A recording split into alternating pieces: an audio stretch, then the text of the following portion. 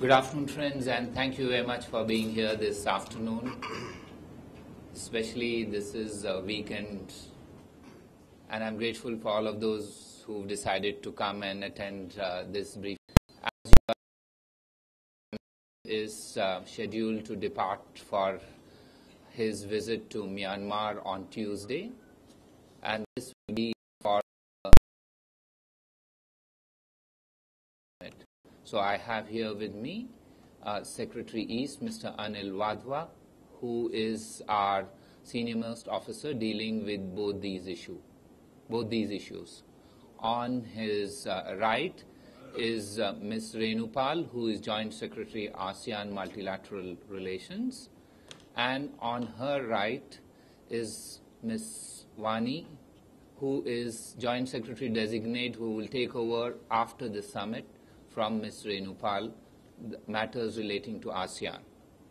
As is usual, I'll request Secretary East to make his opening remarks, following which you are welcome to ask questions on that. After those questions are finished, in case you have any interest in any other issues, we will try and respond to that depending on availability of information. So with those opening remarks, I now request Secretary East to make his opening statement. Secretary East. Akbar, thank you very much, and good afternoon, ladies and gentlemen. As Akbar said, Prime Minister will participate in the upcoming 12th ASEAN-India Summit on 12th of November, and also the 9th East Asia Summit on 13th of November in Naypyidaw, in Myanmar.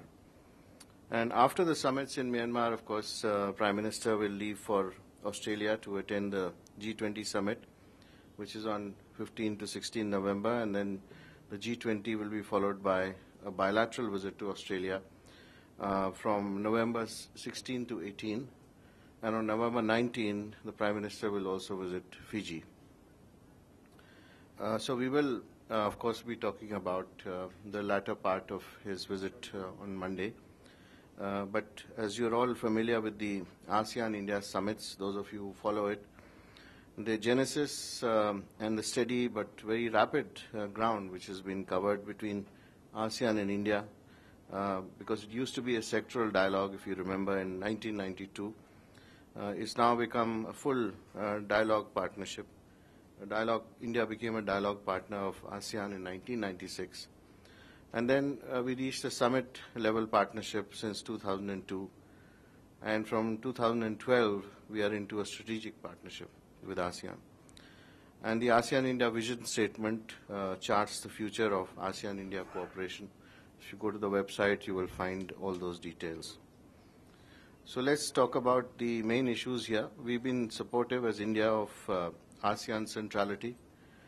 The initiative for ASEAN integration for narrowing the development gap, that's the other plan that they have, and the master plan on ASEAN connectivity. The objective of an ASEAN community and a drug-free ASEAN by 2015. And this relationship with the ASEAN has been an important cornerstone of our foreign policy. We've been part of the East Asia Summit process since its inception in 2005. And Prime Minister's engagement with the East Asia Summit leaders in the 9th East Asia Summit comes on the eve of the 10th anniversary of the East Asia Summit, and that's going to be in 2015. So these summits would be Prime Minister Modi's first multilateral engagement with ASEAN and East Asia, although he has already met some of his counterparts, as you know, elsewhere. The Prime Minister will reach Myanmar late in the afternoon of 11th of November. And on 12th November, he will participate in the 12th India-ASEAN Summit meeting, along with the leaders of the 10 ASEAN countries. At the East Asia Summit on November 13, the Prime Minister will interact with leaders of the other 17 East Asia Summit member countries. And the meetings will provide a platform to reiterate the importance of our partnership with ASEAN and also to engage with several global leaders on various issues of mutual concern.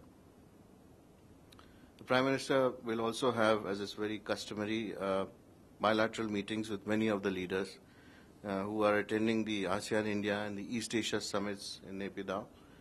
And he will have a bilateral meeting with the host, the President of Myanmar as well. This year we are taking an Act East emphasis to the 12th ASEAN India Summit. And we would highlight the deep roots of our shared civilizational heritage, also reinforce the common strategic, political and economic perspective between ASEAN and India, and also discuss the next steps after implementation of the plan of action for 2010 to 2015. Because by next year we will have to have a new plan of action in the next 5 years, and this summit therefore assumes a lot of importance because of that. The Prime Minister and ASEAN leaders will review different aspects of our strategic partnership and also share their vision for the future as to what they want to do with each other. And the meeting will also provide an opportunity for our Prime Minister to emphasize the importance that India attaches to ASEAN. As ASEAN ready themselves to declare the ASEAN community in 2015, they have 26 dialogue mechanisms across sectors with India. And 7 of these are at the ministerial level. So 7 of our ministers are actually talking to the ministers of ASEAN. And this includes foreign affairs, agriculture, trade, tourism, telecommunications, environment, and new and renewable energy. Trade with ASEAN has grown 20 times in the last 20 years, and that's now reached $76.9 billion in 2013.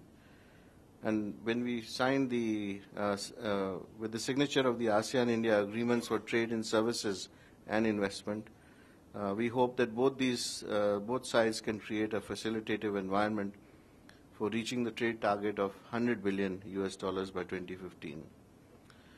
We are told that the Philippines is making efforts to complete its processes, and all other ASEAN countries and India have signed this FTA on services and investments in August this year. Investments from ASEAN in the last 8 years have totaled $27.9 billion, and Indian investments in ASEAN have been $32.4 billion. So enhancing ASEAN-India connectivity is one of the key priorities between ASEAN and India. And our flagship project in this regard, which many of you already know about, is the India-Myanmar-Thailand Trilateral Highway, of which we have constructed 160 kilometers in Myanmar and have committed to upgradation of another 120 kilometers of road and 71 bridges in Myanmar. Simultaneously, we are also working with ASEAN to increase aviation and shipping linkages. Shipping Corporation of India has started a direct shipping service from India to Myanmar last month. And we have enough cargo volume for the onward route, and we are consulting Myanmar for cargo traffic on the return leg. Jet Airways has recently announced direct flights to the Vietnamese commercial center of Ho Chi Minh City from New Delhi via Bangkok, and that began on 5th of November. And the airline will also introduce another direct service from Mumbai to Bangkok, in addition to the already operating 2 flights to the Thai capital in the winter. Now, given the fact that our northeast region is the gateway to ASEAN, there are efforts to create physical and economic corridors between the 2 regions. So we have recently had the second meeting between the ASEAN Connectivity Coordinating Committee and India. And we were the 3rd dialogue partner of ASEAN to start this dialogue last year, after China and Japan. And Republic of Korea is the other partner country to have begun such a dialogue with the ASEAN now. So we are looking at ways to institute a working group on civil aviation matters and task forces to explore increasing maritime connectivity and people-to-people linkages. Now, people-to-people ties with ASEAN are now a very vibrant chapter in our strategic partnership. We have some robust programs for regular exchange of students, for farmers, for diplomats, media, and also think tanks. And we had a very successful media exchange program. This has been extended up to 2017. The annual Delhi Dialogue Track 1.5 Forum for Exchange of Ideas is going to hold its 7th edition on 11th to 12th March 2015. And of course, we are also adding 5 associates to this program. That is CII, ASOCHAM, ICC in Kolkata, All India Association of Industries in Mumbai, and also ECRIER, which is based in Delhi. And then 2 new partners, foreign partners from ASEAN, which is ISIS in Malaysia and the ASEAN India Center. They will be joining this year. The 4th roundtable of the ASEAN India Network of Think Tanks is expected to be held in Malaysia in 2015, when Malaysia would also be the ASEAN chair. The ASEAN India Center that we set up last year has also been very active. It's held numerous roundtables, workshops and seminars, essentially to further the connectivity agenda between ASEAN and India. And there's also an ASEAN India Center website where you can see the details if you're interested in what they've done. That's aic.ris.org.in. And we have begun discussions for implementation of 4 IT centers in Cambodia, Laos PDR, Myanmar, and Vietnam. And that's a $8.7 million project. Then we have CDAC, the Center for Development of Advanced Computing. That is to execute the project over a 3-year period under the supervision of Department of Information and Technology.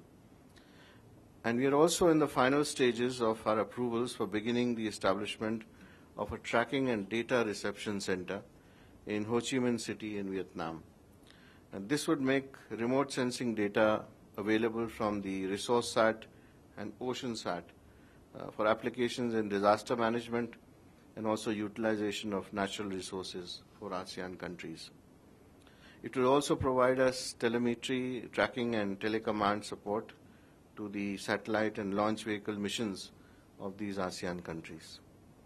So these and other programs which are essentially oriented to capacity building and sharing our expertise with ASEAN member states are funded out of the 3 funds that have been set up by India. The ASEAN India Cooperation Fund, to which we had committed $50 million in 2009. Then the ASEAN India Green Fund, that's a $5 million fund, and the ASEAN India Science and Technology Fund.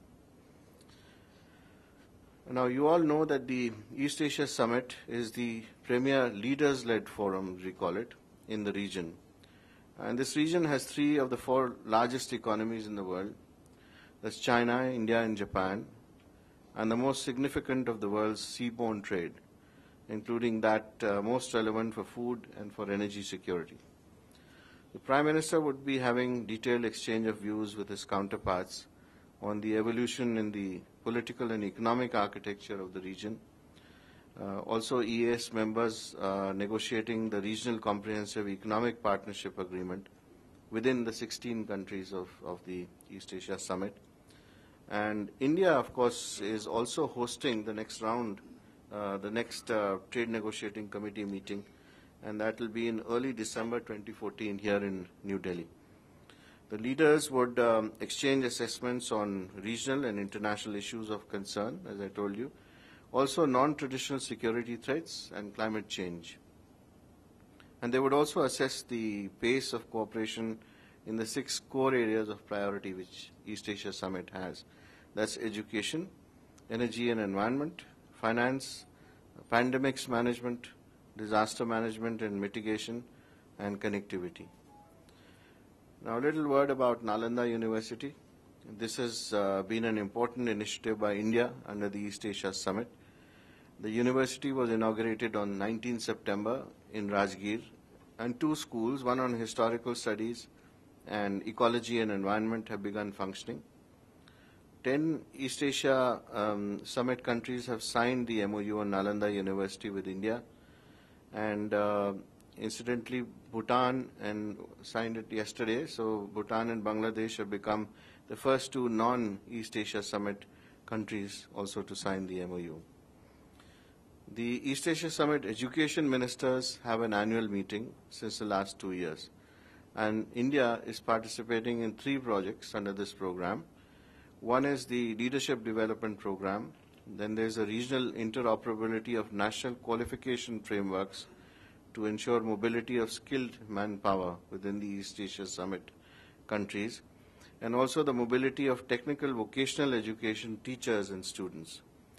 So we are amongst the lead countries on disaster management and mitigation in East Asia Summit. We held a workshop in 2012 on an earthquake scenario, and at the 9th East Asia Summit we will talk about our follow-up initiatives. On 4th and 5th of December this year, we are hosting a roundtable of the network of 24/7 points of contact of national disaster response agencies in East Asia Summit countries, and we will inaugurate a web-based virtual knowledge portal at the National Institute of Disaster Management. So this digital portal would allow countries to share knowledge and best practices. And back to back with this, we are also hosting a roundtable of Asia-Europe meeting members focusing on innovations in technologies for disaster rescue efforts. So this roundtable would also be oriented to participation by industry. And the invitations for both these events have issued from the Ministry of Home Affairs. We have partnered Australia in co-chairing the task force on access to quality medicines and other technologies. Their report would be presented at this summit. And this is under the Asia Pacific Leaders Malaria Alliance, which is actually an Australian initiative, which was announced at the East Asia Summit, 8th East Asia Summit in 2013. And our Ministry of Health would be hosting a roundtable on tertiary healthcare with focus on trauma care and nursing, and that will be held on 2 to 3 February 2015. And also invitations, initiatives will be, these invitations will be issuing to the East Asia Summit countries next week. Now we are in the process of fixing the Prime Minister's bilateral meetings on the sidelines of these summits. He would of course have a meeting with the President of Myanmar, as I said, who's also the host for the summits. And we will inform you about the other meetings later, as and when they come about. The members of East Asia Summit are working on some draft declarations and statements for adoption, and these also will be adopted at the summit. The Prime Minister will leave for Australia on the evening of 13 November from Myanmar. So I'll stop there, and if you have any questions, we'll be happy to answer. The floor is open for questions on this. Deepak? Just hold on. This is Deepak Diwan here from North-East-ASEAN. What happened to the Imphal-Mandalay bus service? And we are yet to have air connectivity with Myanmar.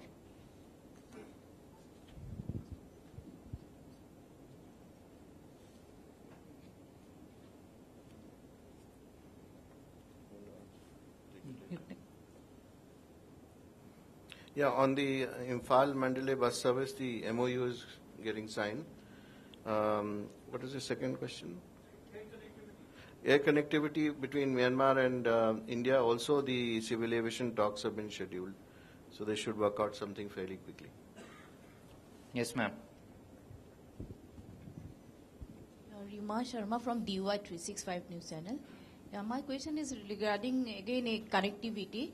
ASEAN country and India is in track of the connectivity. They are developing all the bilateral issues. But until and unless border infrastructure of the Northeast region, how it can be feasible is all exercise of bilateral cooperation.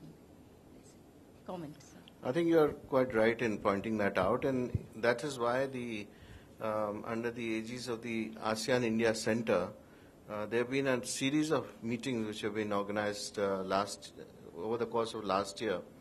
The focus, of course, is on how to generate economic hubs in the Northeast itself so that it gets prepared for linking up with the outside world. And one of the primary requirements in this is to develop the highways, also to make sure that the railheads are within reach of the highways, and that goods can be then brought to the railhead and onto the highway.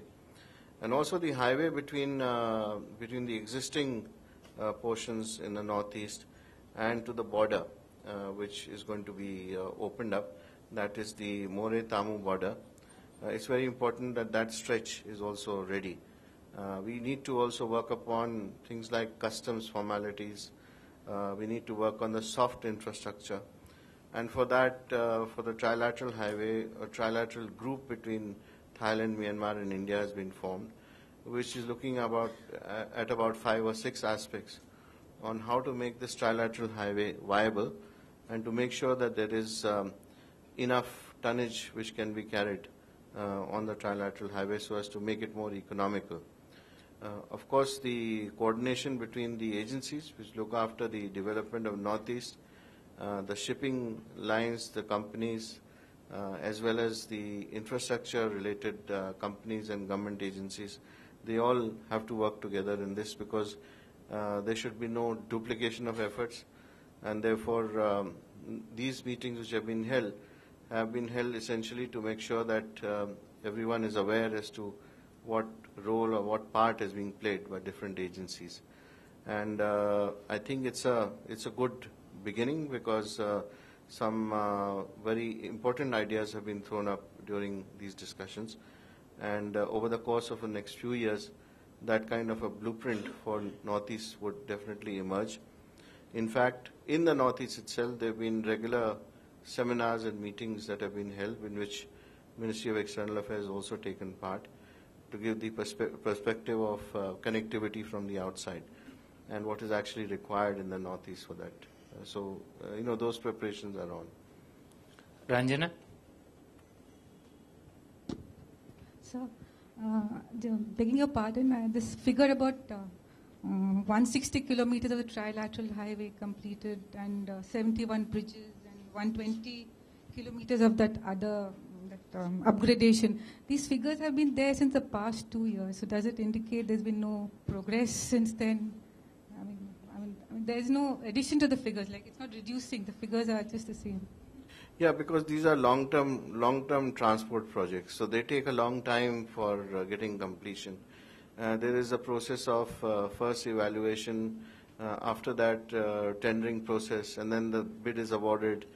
And when the work starts, it obviously takes a long time to fructify.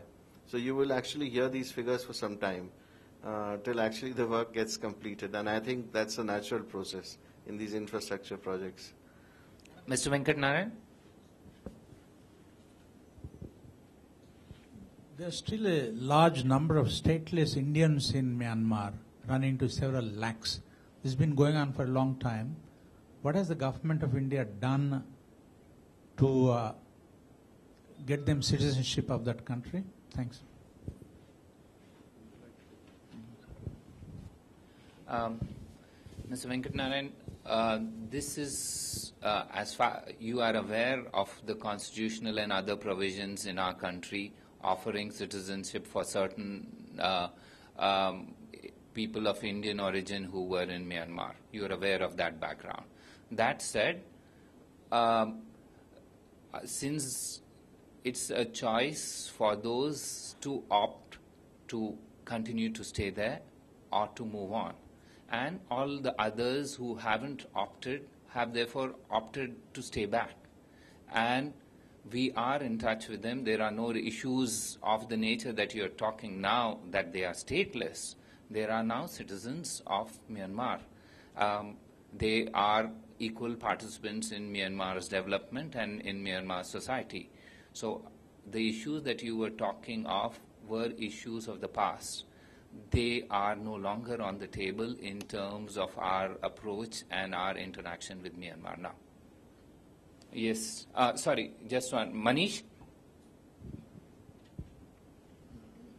On India-ASEAN strategic partnership, are there any new initiatives we are looking at to deepen the strategic content of the relationship? You also spoke about 2015-2020 action plan. What are the new ideas we're taking to the table this time to galvanize this relationship? I think this time in the new plan of action, which will come about by next year, the focus will be on people-to-people contacts, increasing the civilizational linkages, making sure that there are enough studies which are conducted on the linkages with the ASEAN countries on issues like language, religion, traditions, dress, and our traditional crafts. And these are a number of areas where there are so many similarities between ASEAN and India, but they've never been documented and put together in one place. Of course, if you go to Southeast Asia, you will notice it immediately.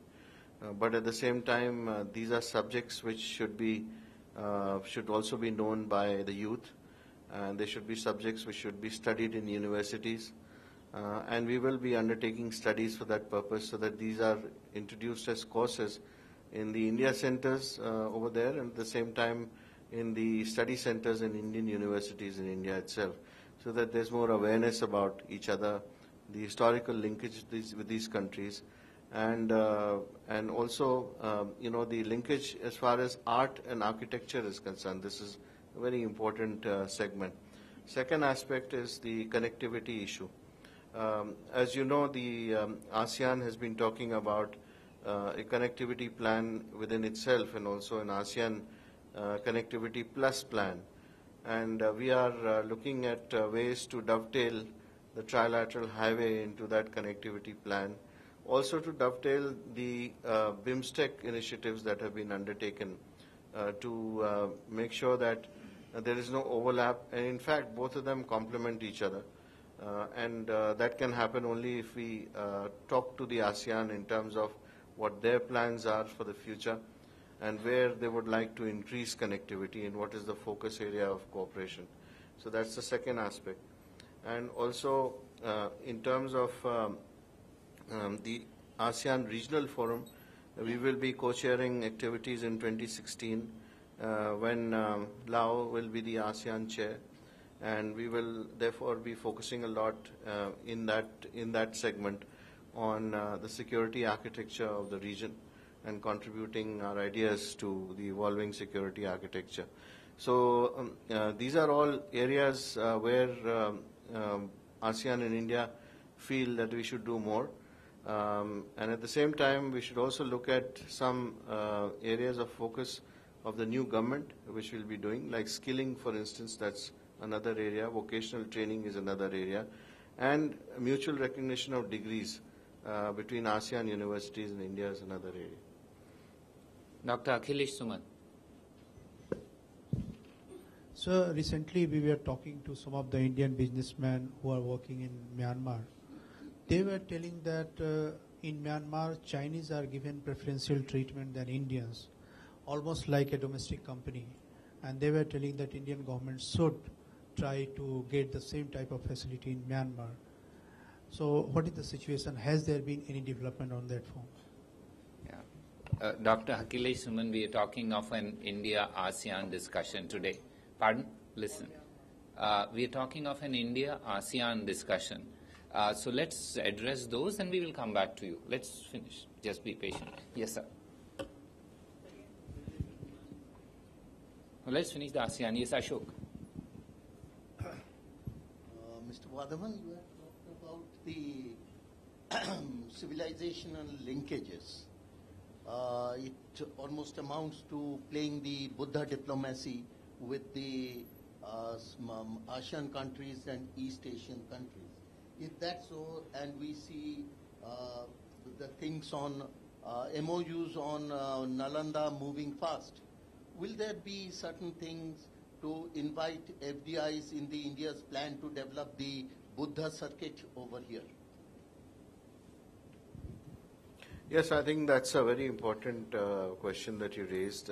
It's very useful to have a focus on the Buddhist circuit as well, because that's one of the more important linkages that we have with Southeast Asian countries. The infrastructure, as you know, in the 6 places out of the 7, which normally all Buddhists around the world want to visit, these 6 are in India. And there has to be a proper connectivity for them to move around these places in the minimum amount of time possible.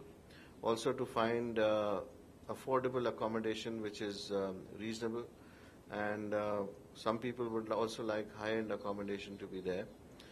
The main issue is that most of these places are located in remote areas, and they haven't developed in the past few years to the extent they should have, or the development has been quite haphazard and uneven. So things like meditation parks, etc., which are very important for centers of Buddhism, museums, or places where you can keep relics, Buddhist relics, which can be visited in peace by Buddhist pilgrims. All these need to be provided proper facilities. So FDI is a very important aspect of this, and in our bilateral talks with the ASEAN countries, when we discuss investments, of course this will be an important issue which will be discussed as well. Yes, Rashmi? You know, when we talk about connectivity and the highway which moves from the northeast into Myanmar, there earlier were some security concerns on the other side, the Myanmar side, because there were large tracts which we were told were still with insurgents or whatever we would like to call them. Has that been sorted out, or do those concerns still exist, and to what extent? As far as the trilateral highway is concerned, the Myanmar government requested us for a realignment of the trilateral highway, which happened about 3 years ago. And the realignment was asked for precisely because of the fact that there was the security situation in certain areas through which the original trilateral was to pass was not very stable. Of course, overall the security situation in the country has improved quite a bit since then, but we have an alternate alignment which has been approved by India, Thailand and Myanmar in the trilateral context. And at the same time, the old alignment will also be developed by Myanmar themselves in the future. So it will be a quadrangle, which will form in the middle of the country. And later on, it will also provide us an opportunity to connect our other northeastern states with the trilateral highway. Yes, sir. Sir, my concern is the tourism sector. This is the 12th summit. So how much will be discussed about the tourism so that the India will motivated to attract the tourism? Because I don't see anything from the eastern side. It is tourists coming. I think your question is linked to what some others have asked about improving infrastructure, and at the same time about making sure that air linkages are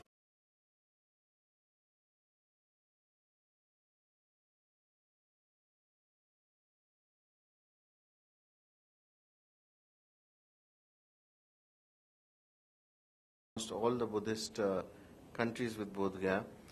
There are 18 other tier 2 cities that have been identified by Ministry of Civil Aviation, which have been opened for flights from ASEAN countries. We have been urging them to look at that very seriously, because that would then provide a good network in the Northeast in particular.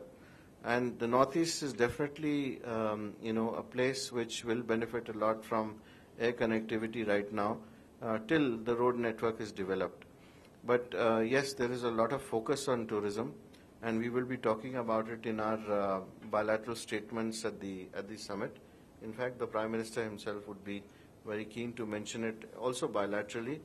I must also add here that the tourism ministers of our countries, they have an annual meeting between them, and they have a website too, but there's a lot to be done in terms of tourism, so it's a big potential. Yes, Gautam. Sir, in 2012 there was I think ASEAN car rally was organized.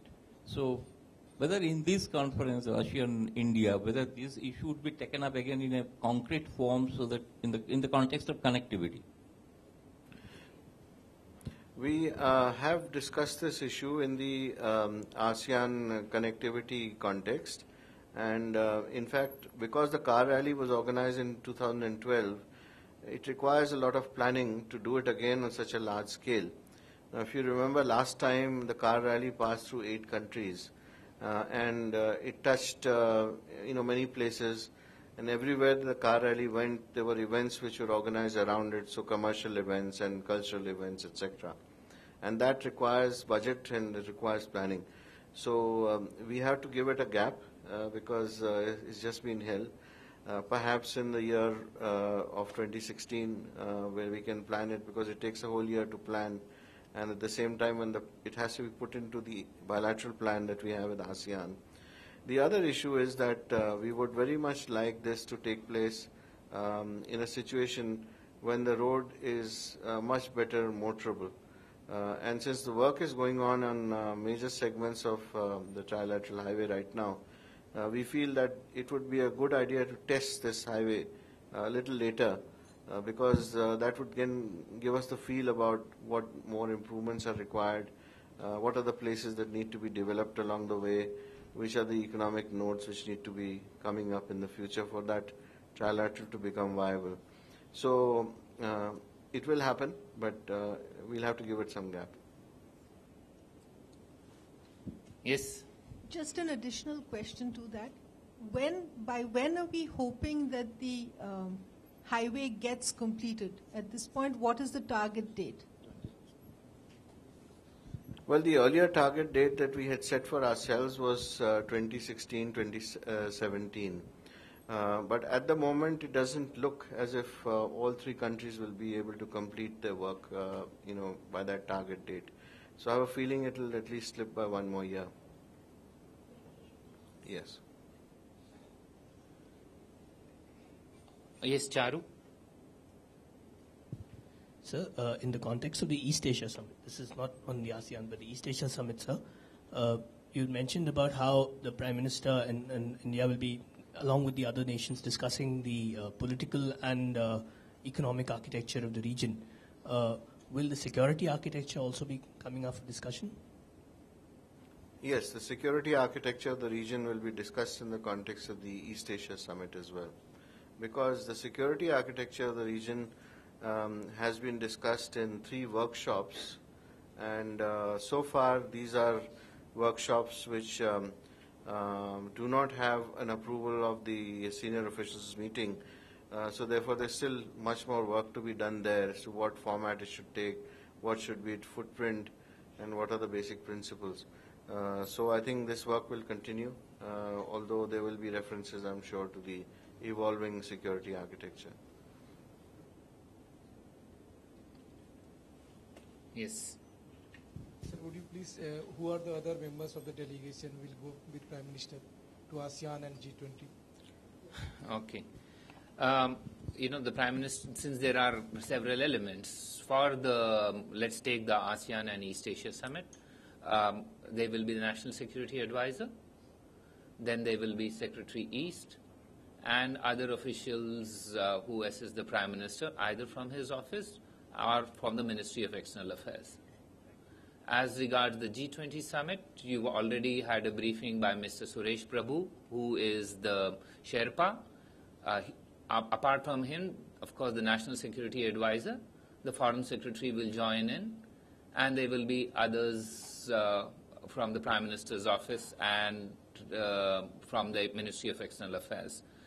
Coming to the last leg, which is the Australia bilateral and Fiji, that I can keep you waiting till Monday.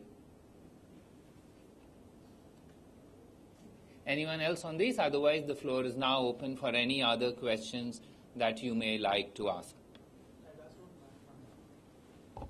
One by one. Sir, during his stay in Myanmar, is there any meeting planned between Prime Minister Modi and Aung San Suu Kyi? And is there any request from their side to meet Ms. Modi? You are aware when the Prime Minister of India travels to various countries, he does meet important people in those countries, also those who are in government, as well as other people. And I can confirm to you that the Prime Minister will be meeting Aung San Suu Kyi. Yes, Shinjoy? Sir, there have been recent reports, intelligence reports about Dawood Ibrahim moving from Pakistan towards the Afpak areas. Does India know anything, and is the process of trying to get him back still continuing?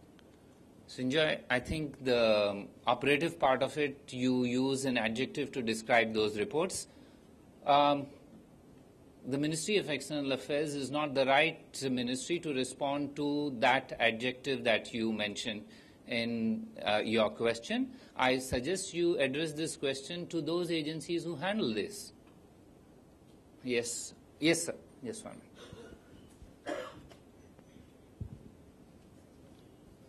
Thank you, sir. This is Venkatesh from Dinamani Tamil Daily. 22 fishermen who are facing odd working condition in Saudi Arabia by their employer. Even the Tamil Nadu Chief Minister has written a letter to Prime Minister Narendra Modi last month, beginning of this month. So far, what has been done to this matter to rescue those 22 fishermen from Saudi Arabia? Yes, our mission in Saudi Arabia is aware of this issue, and whenever incidents such as these happen, then the mission takes it up with the concerned ministry, in this case the Ministry of Manpower in these Gulf countries. And in this case also it's a dispute according to the Saudi owner, which needs to be settled, and our mission is helping out in that process so that it could be settled quickly. And I'm sure that's what is going to happen.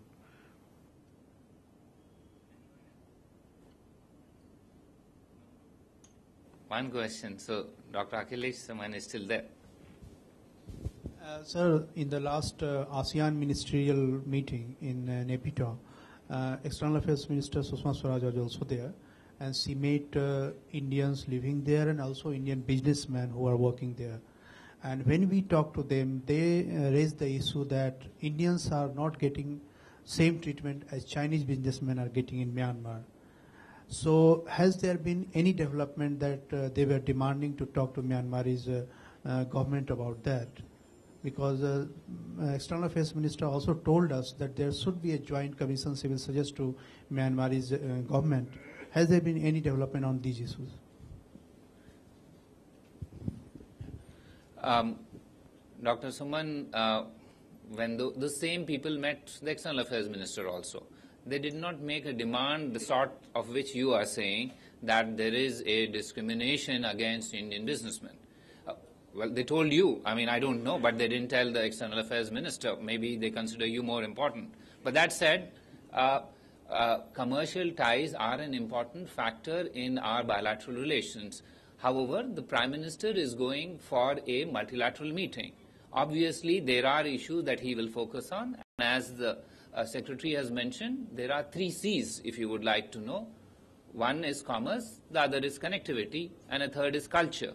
In addition, he will also focus on issues of a strategic nature. Please don't forget that India and Myanmar are neighbors with a border. So obviously, there are issues of a strategic nature that will also be focused on. Now, given the limited time that we have in that, what are the specific issues? We will certainly tell you at the end of that meeting rather than before the meeting, because we wouldn't like to announce through Rajya Sabha TV what is going to be discussed between India and Myanmar in a meeting which is basically on the sidelines of a major summit. Yes, sir. Sir, can you just tell us about the other important bilateral meetings that have been scheduled during the Prime Minister's visit to Burma, apart from his meetings with the Burmese president and with Aung San Suu Kyi? What are the other important meetings? I think we said it, you didn't listen. Let me try and tell you again that on multilateral occasions, we work with a variety of countries to have what are called either pull-aside or structured bilateral meetings. These are dependent on availability of our interlocutors and given time slots being available. This is a work in progress because it's a juggling act. Juggling acts cannot be predicted in advance. We will certainly let you know the outcome when we finish the meetings, but I can assure you, Prime Minister is extremely keen to meet as many people as possible, and that's the goal with which we are approaching these meetings. There will be several meetings, but it will depend on time available for either the Prime Minister or for his interlocutors there. We will let you know once those are finalized and once those meetings take place.